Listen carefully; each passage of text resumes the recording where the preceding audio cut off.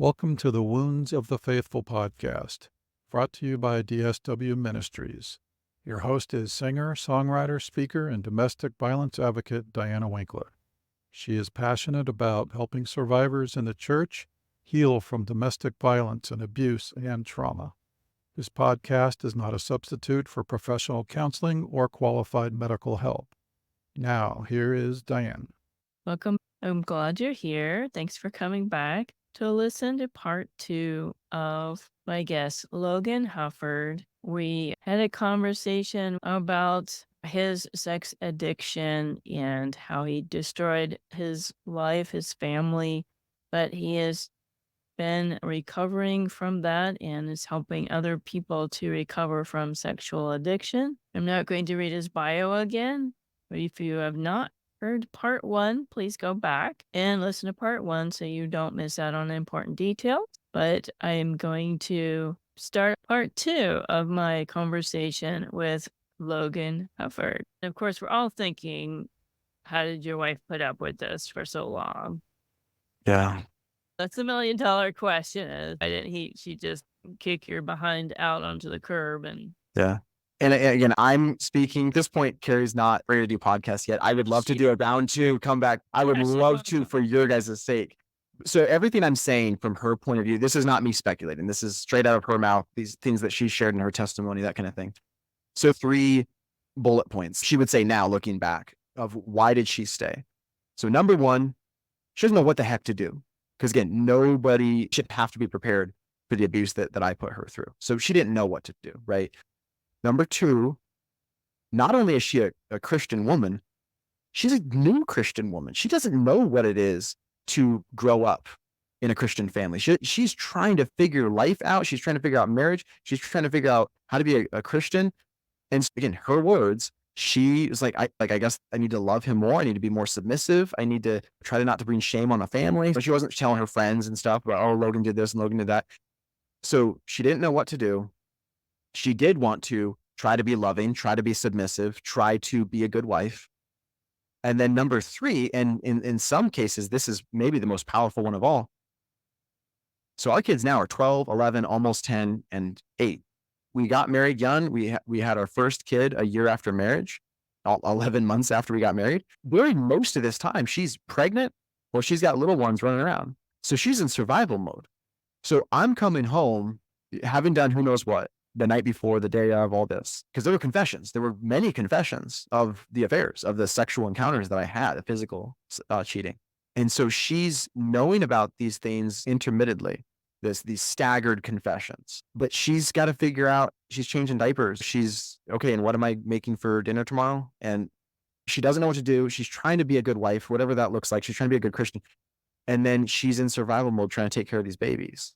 That's a heck of a recipe for a woman to make the healthy choice and just stand up for several years.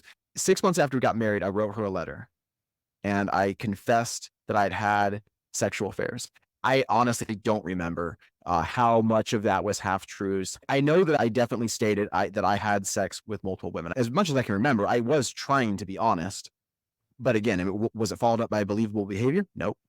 But I confessed that I had cheated on her. And then over the next several years, I confessed multiple more times. Basically, every time I would have a physical encounter with a woman, that would be enough to push me over the edge where I'm feeling so terrible about it that I would confess to her. And I want to emphasize that I would feel so bad. So it served me. It didn't serve her. It didn't serve our family. I felt bad. And so I have this nausea building up and then I'm vomiting.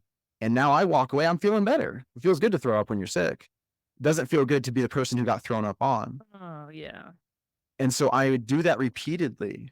And every time on some level, I was like, I don't ever want to do this again. And the first few times I didn't think I would do it again because I felt so much self-hatred and so much despair. Over the next few years, though, probably we got married in 2011. So probably 2014, 2015. At that point, I had just succumbed to, okay, I can't stop. This is just going to continue. And it's going to continue until I die. It's going to continue until we get divorced. It's going to continue until who knows what. But there's no way I can stop. There's no way out of this pit. And I do want to say this because on one hand, I mean, I very much believe like addiction is real, and being trapped in an addiction is a very real thing. That doesn't mean that I'm not responsible for my choices. That doesn't mean that I don't have to take ownership of my choices. It's the way I put it is I got myself trapped in this deep, dark cave, and every step that I took to go into that deep, dark cave was my choice. That was my fault. I did that. However, it's also true that at some point I'm like, oh my gosh, I'm trapped in this deep, dark cave and I don't know how the heck to get out of here. And I don't know if there's a way out of here. And it's not a perfect metaphor, but it's both things are true. Like I couldn't just flip that toggle switch off and go, okay, I'm just never going to make these unhealthy choices again. On my own, I couldn't just stop that. I needed outside help. I needed heavy duty infrastructure changes. And by myself, I could not do that. And yet, again, it also doesn't take away ownership of the fact that I was the one making those choices. It wasn't until God brought people into our lives separately and as a couple, he used those people to introduce that change. Yeah, it was an easy switch, not a long shot. When was the day that you decided this is enough? I want to change for real now. It would be like a pretty little picture if I could give you one date, but there wasn't one date. There were multiple. I view them kind of like landmarks. The first real landmark was July of 2015. I had multiple physical encounters with women in addition to porn, almost constant porn, but most of them were one-time encounters. There usually wasn't emotional relationships going along with them for a variety of reasons. Well, this was a full-on month-long affair in addition to the physical. And this was also somebody that, again, unlike every one of my previous affairs, this was somebody that Carrie didn't know personally, but she knew that I'd sold a car to this lady. She knew that I had been texting her and she'd asked me questions. She had leaned in and asked me about stuff. I had lied to her face. And so Carrie would tell you out of terror of the pain that I'd caused her, this was the most hurtful affair that I'd ever had. This was July of 2015. And so after that happened, she did something that she'd never done before. And she gave me an ultimatum. And she said, if you don't make serious change, if you don't get help, then you will lose me and the kids. And I believed her, absolutely. She's just not somebody that just speaks rashly. So that was a landmark. That was July, the end of July, 2015. So then I started to do some things. I started to go to Sex Addicts Anonymous. It's kind of like AA for this. It's not Christ-based. The doorknob can be your higher power. The sky can be your higher power. This group can be your higher power.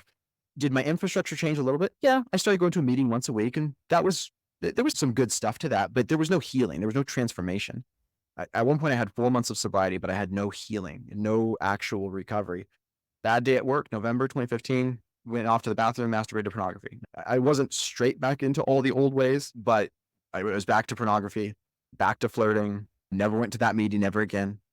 People have asked the very legitimate question, well, okay, then why didn't Carrie leave then? Again, I don't like speaking for her, but on one hand, this is still very early in any sort. We didn't even understand the word recovery at that point. So she still didn't know exactly what to do, but she saw that there was some desire to do things differently. Even though I was so far from perfect, I was going to some meetings, I was opening up. So whether she should have left me or not, she didn't, because she saw that there was some desire to do things differently.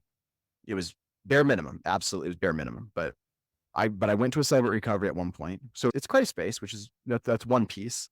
Yeah, I'm familiar with Celebrate Recovery. I've been a part of a few churches that had that, but Yeah.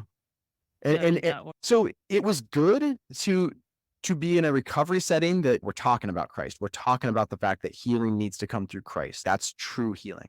That was good.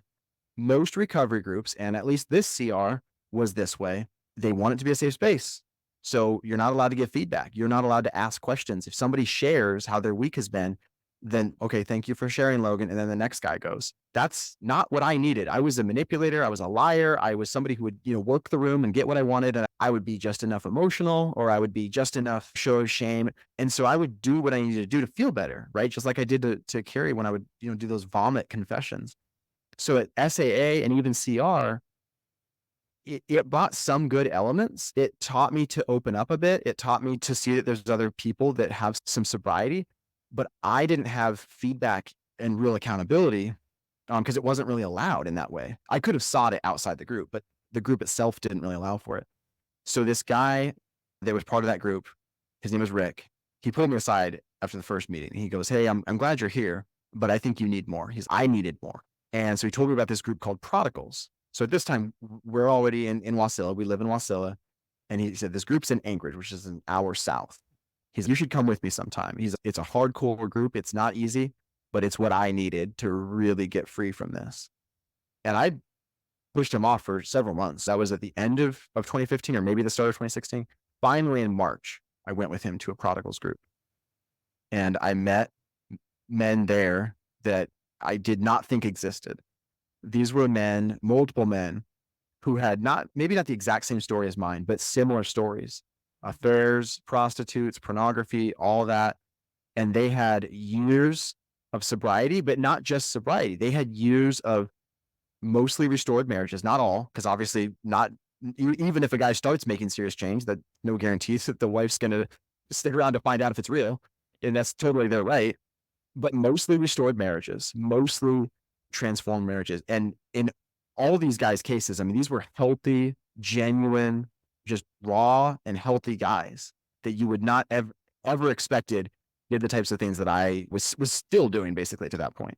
So that was the first moment where I had hope. I saw guys that had done things like me and had gotten out of it. And so I'm like, okay, I don't know what these guys had to do, but there is a way out of the cave, I guess. And finally in May 19th was not necessarily, I mean, there was no shining firebolt from heaven, no dove came, but May 19th was my sobriety date. I got into a program, which is not just the weekly meeting, but is basically a voluntary house arrest. It's called the Prodigals Mentorship Program. It's a voluntary program. It's about 2 years, super hard work, hour of homework a day, daily phone calls, multiple meetings, mentor meetings. Is super hard work, but it's what I needed. I needed God using men to like completely strip away how I did life. And as my mentor would say, and now I look back, it's a beautiful thing. He would always remind me, like, you're going through a lot of accountability and a lot of rules and a lot of loss of freedom. You're giving up some freedom now so that you can have actual freedom for the rest of your life. And God has given me that. And that's my thing. Carrie got into recovery in July of 2016. So Rick's wife, Patty, who led a group called Partners in Process. And that is for women that have been harmed by sexual betrayal trauma. And so Carrie dove right in. And she shares as her part of her testimony that she made a promise from that first meeting that she would always share at any meeting she went to, no matter how she felt. She would always share how she was doing and that she would keep coming back. And so, other than the odd holidays and stuff like that, we've never stopped going to recovery now. So I lead a prodigals group now for men, and then she leads a Partners in Process because Rick and Patty have since moved. We're still close with them, but when you're up in Alaska and somebody moves to the lower 48s, it's tricky. You don't just visit on a weekend. And so, I mean, it's been 8 years of not perfection, but 8 years of healing that should not exist outside of God, and transformation that should not exist outside of God, and the people that God has used to bring about real change. It's something I did not think could have existed. Well, amen to that. I'm just so thankful for that one guy that took you aside and said, you need this specific group, and didn't give up on you. And you finally went. One person can make a difference in another person's life. And that is proof of that. I'm really glad that, of course, I have a mixed audience. And definitely the ladies need a place to go too, where they can recover and heal and try and rebuild their marriage if there's a marriage left. And Right. this is just amazing. So that the real secret sauce here to the success seems to be accountability. What else is the secret sauce here? Yeah. To try to look at it from that angle, like the core of it, and not to be cheesy, but absolutely, it is the initial secret sauce, of course, is that Christ is the center of it, that we weren't just looking at what practical elements can we change, but Christ is the center, that without faith in Christ, I can stop behaviors, but the actual healing is not going to be there. But again, God's in churches, God is in Celebrate Recovery, and God's in other groups. That, not saying that stuff is not good. For me, it was not enough. So in addition to that, accountability multiple times over. I mean, continual touch points with my mentor, other mentors, lots of phone calls, meetings, all this. And I had to want it. Rick told me very early on, one day after we met, before I was sober, this probably was March or April, and he called me one day. He's like, "Hey, Logan, haven't heard from you in a while. How you doing?" And I talked to him, and I've no recollection of I don't remember how that day went, but I remember I talked to him, and he was like, "Just so you know, I probably won't call you again for a while." I'm like, didn't really understand that. He's like, "You want help? You start making phone calls. Don't wait for other people to call you." And I needed to hear that. In the program, you make a phone call every single day. So you're making on average, or the average guy is making 800 phone calls. Because one a day for 2 years, and there's gonna be days where you got to make more than one because you're struggling or whatever. You can't not make a phone call.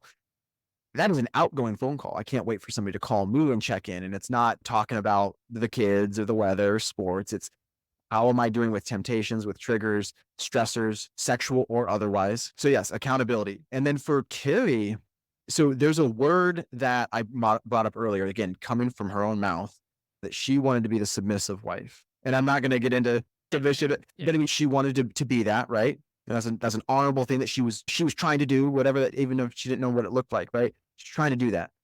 Well, that word comes into play again, but in a very different way. She completely submitted to people that God put in her life. She submitted to the process. And that in of itself is a miracle.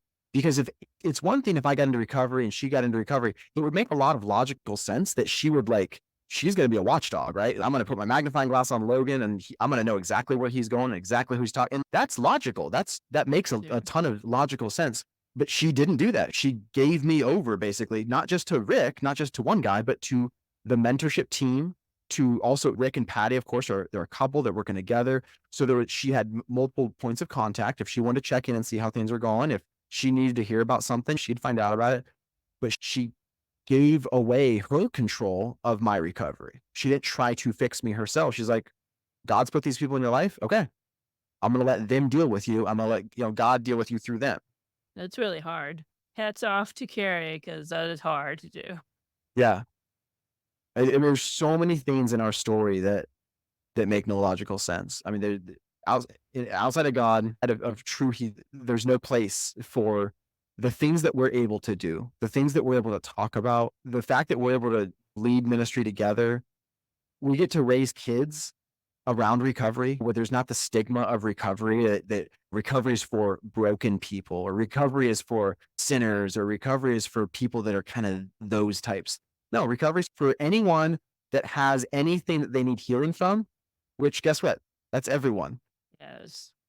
And so our kids, we go to church. Yeah, we call it night church. We go to every Monday night, we go to recovery. And as kids, we just called it night church, and they would go, we have childcare, which is a huge blessing. And they go, but as they've gotten older, we talk about what recovery is. They, at an appropriate level, they know our story. They know we've been brokenness. They know that we didn't just stick it out just for them or just to be good. No, God rebuilt our marriage. And this has been, they know why Rick and Patty are in our lives. They know why we go on Monday nights. Maybe there will be a day where coming home at night and being able to kiss my boys and pray with them at night is not a ridiculously special thing that is mind-blowing. So far, 8 years in, there's not a day that I don't just cherish that. Because when I pray with them and I get to kiss them goodnight and I get to snuggle in bed next to Carrie and wake up next to Carrie and go to the grocery store with Carrie and do dishes, and 8 years in, every single day, I thank God, because I know how much I do not deserve that based on my actions for so long. But it also allows me to cherish God's grace and God's forgiveness in a way that I know I don't deserve it. And those are not just words. I love that. I love that part of your story, because you want to leave a legacy for your kids. And you already know the society we live in is different even than the one that we grew up in. And they are going to be exposed to all that stuff. And there's predators out there, of course, and they're probably not old enough for the sex talk, right? Or are they? Well, we definitely have with our oldest, and we've had multiple, because that's part of it too that we realized is it's not a sex talk, right? It's opening up that conversation and then being willing to continually, it's like this ongoing TV show that, hey, we're going to keep on having episodes. We're going to keep talking about it. Teachable moments here and there. Right. Yeah. Right. And yeah, it's looked different for our 12-year-old than our 10-year-old or almost 10-year-old. We've got 4 boys and they're all different. They have all different personalities. Sure. But yeah, just opening up that conversation. So there's one piece, I didn't get into it. I mean, I don't have time obviously to get into everything, right? But there's one piece to my upbringing that I do mention. And there's zero part of me blaming anything on this, nothing like that. But again, no family's perfect, right? No person's perfect. Nope. I had an incredibly blessed upbringing. But there was one piece that I would definitely say was missing. And doesn't mean that made me this way, not by a long shot, but it was a factor it was a factor in how I was raised. My parents did a phenomenal job raising us. They did a good job in a lot of ways. They were basically never, and I almost never use the words never and always. I really try not to, but they were basically never vulnerable with us. They would teach us principles. They would talk to us about the Bible. They would talk to us about right and wrong, and they did a really good job teaching us those things, but they didn't really share their personal stories or the struggles that they would have, whether ongoing or in the past. And I understand how you're going to teach a 6-year-old is different than what you're going to say to a 16-year-old and everything, but it really never happened. And I remember I've had conversations with my mom and dad about that, and not at all that was wrong. But I just shared, I do wish that you guys would have talked to me about struggles that you had and failures and things that you regretted. So the only reason I bring that up is, I mean, I do, and Carrie, both of us, I mean, we do try to be very intentional to be vulnerable, because my goodness, I mean, raising kids is not easy. There's a whole lot I don't have figured out, but I figure if I can at least be vulnerable and stay vulnerable and keep that link open, that line open to conversation, at least then we can continually have those conversations. Because, having sex talks, talking about pornography, talking about the idea of a girlfriend or just anything, right? I mean, doesn't have to do with sex. If there's no vulnerability, if there's no open communication, then, I mean, I can teach them all I want, but how much of that's going to be absorbed, right? How many conversations we're going to have? That's a whole other topic. And I'm not saying that I have that perfected by a long shot, but it's something we try to be intentional about. That is super important. And I think that whole thing of not being vulnerable is a generational thing, is my parents weren't that way either. They never talked about real stuff that they went through. Now I'm finding out stuff now. They're in their 70s. I can have those conversations like you're having with your folks, but boy, with the kids, it's really valuable to have that relationship with them. If something were to happen to them, Right. that they would come to you and they'd be able to have the words to describe what they went through or their concerns. That's so important right now, because I talk to people in my abuse recovery groups that they didn't even know the names of their body parts. Yeah, like what you said, you never knew what sex was when you started looking in the JCPenney catalogs. They could not even verbalize anything. Whether if somebody showed them a girly magazine or a porn video, they wouldn't even know what they were looking at or be able to describe the trauma experienced looking at that before their brains are even developed. But I certainly, hats off to you for putting that work in with the kids, because and we're so busy. Like your wife is just Right. trying to keep them diapered and fed and from bleeding or whatever. And it's hard to take that extra step and, hey, let's sit and talk about something that happened today or something we saw on the TV or whatever. And that is super valuable and so needed right now. I know we were all over the place. I asked some really tough questions, but we got people listening to your story, which is phenomenal, your journey. How can people listening get help like you described? Is there a way they can join the group that you're in or something similar? Do you consult with people? So the answer to that at this point, we're recording this at the end of May. The answer to that at this point is it's a case by case basis. And I don't know what the resources will be for each and every person that might reach out. I remember when I was 24, 25, 26, in that time frame where things were darkest of dark, I had gotten to the point where I didn't think that there were people out there that had healing from this. I didn't think that existed. So number one, my purpose on coming here is just to shed some light and share that there is hope, that there are people out there that have done the worst of the worst and that have found healing. There's people with far worse stories than I have that have found healing. And I'm not just saying that. So that's one piece. Now, yeah, it depends on where somebody lives geographically. Obviously, I don't know what groups are available there and what types of therapists are available there and that kind of thing. Obviously, we're blessed by technology in the sense that there is remote stuff. I do believe, call me old fashioned, I think just from a psychological standpoint, there's so much power in the physical connection of being part of a physical group or meeting with someone personally. Now, if somebody lives in a small town 2 hours from anywhere, okay, well then probably join an online group because that would be better than nothing. But if you can find a good group that has these things, has something that you want, the leaders have a story that you would like to be able to have. Ideally, multiple people, at least a leader that has several years of healthy living. That would be one thing I would look for. And I'm always going to say, all possible, finding a Christ-based recovery group, whether it's the man or the woman or some other addiction, that yeah, I can find some helpful tips and tricks and some helpful tools, but without Christ, there's not going to be true healing. There's not going to be true transformation, both eternally and on earth. Christ-based, in person if possible, but ultimately whatever I got to do to find it. And then, yeah, led by somebody that has a few years of healthy living if possible. And for a big difference in prodigals versus other groups where that we give feedback, we ask tough questions of guys, and not just the new guys. I have guys in my life on a daily basis that I am putting stuff out there and they're giving me feedback. They're asking me questions, especially as I'm doing stuff like this, going on podcasts and working on things, put myself out there. That could open itself up to stuff, whether it's sexual temptations, ego stuff, time wasting, or whatever. And accountability is never going to leave my life. I'm starting to preach, and I'm sorry. No, I like it. I like what you're saying. Now, in terms of like you asked, do I consult? Can people join my group? So the group that I lead on Monday nights, it's an open group, but it is in person only. But there are lots of online groups. There's also lots of in-person groups in different cities. I know guys, it's a handful, but I know guys that live in various parts of the United States. So who knows? There's a chance that a guy from Prodigals that has a lot of healthy living, might live near you. If you're in Ohio, if you're in Texas, if you're in Washington, I mean, Idaho, there's multiple guys like that. But no matter where you live, I bet there's resources. Now, so you can reach out to me if you're listening and you have a question or you want to talk to me about how to find good resources. I'm more than happy to respond to an email, jump on a quick call.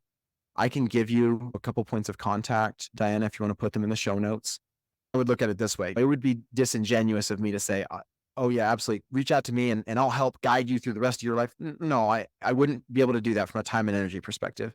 But I can be one of the hands that reaches into the pit to help lift you out, to help point you in the right direction. But it's probably going to take looking at multiple groups, maybe attending multiple groups, visiting with a few different therapists, that kind of thing. And everything I'm saying, I realize I'm the dude. I was the perpetrator, but I will also speak from Carrie's perspective. If a woman is listening, most of these things apply in terms of finding that healing, because we see it all the time. And I'm sure you see it, right?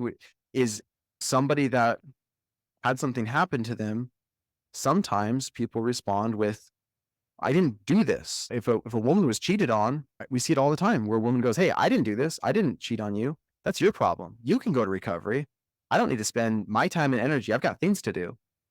And it's not about whose fault it is. It's not about fairness. My wife was wounded. She had parts of her that were broken from her point of view. It's not about whose fault it was. She needed to go get healing.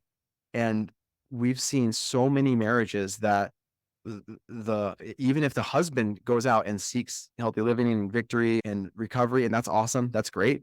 But the wife, whether she stays in the marriage or not, if she doesn't seek recovery, it's kind of like she's frozen in time, where she's forever going to be the betrayed spouse. She's forever going to be the wounded spouse. And Carrie would be the first to tell you, she hasn't forgotten about what I've done. She hasn't forgotten about those wounds. And This is not said lightly, but she has experienced healing from them. She's not stuck in 2016.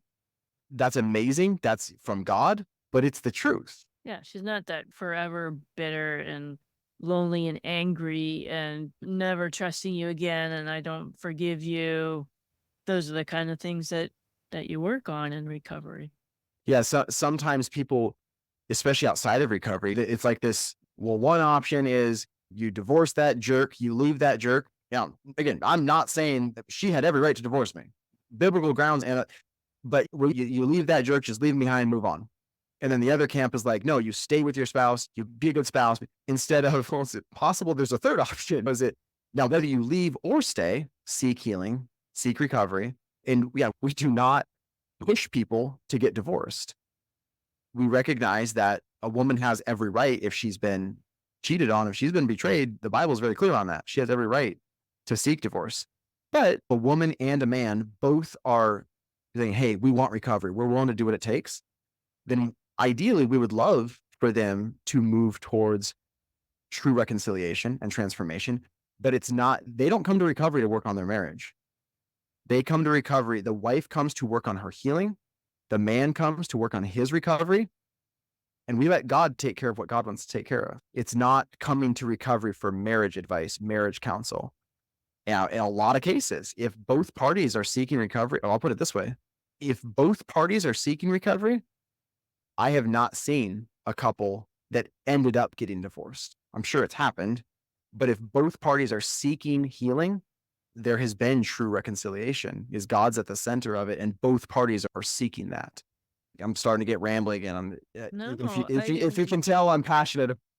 are, and I've seen the churches that do it the wrong way, where they put the couple in marriage counseling and think that is going to fix the marriage. No, you've got to do the recovery first and do that work you were talking about, and then, yeah, when that's completed, you can come together and work on the marriage part. Marriage counseling doesn't fix anything. Right. You're not going to get to the core of the issue. So I want to be respectful of your time. You've been so generous with today and being so authentic and really raw with your story. I so appreciate that. I've learned a lot. I've never struggled with addiction of any kind. So it's me learning from other people. And I know that the listeners appreciated you coming on today, and you've given us so many tools and possible resources to help them or maybe a loved one. So thank you so much for coming on the show. I will put your contact information in the show notes for the folks. And anytime you're in Arizona, let me know. We'll have coffee or tea or lunch with your family. I'd love to meet them. That would be And awesome. And your wife's always welcome to come on the show when she's ready. God bless you. Keep in touch. Absolutely. Thanks, Diana. Thank you for listening to the Wounds of the Faithful podcast. If this episode has been helpful to you, please hit the subscribe button and tell a friend. You could connect with us at dswministries.org, where you'll find our blog along with our Facebook, Twitter, and our YouTube channel links. Hope to see you next week.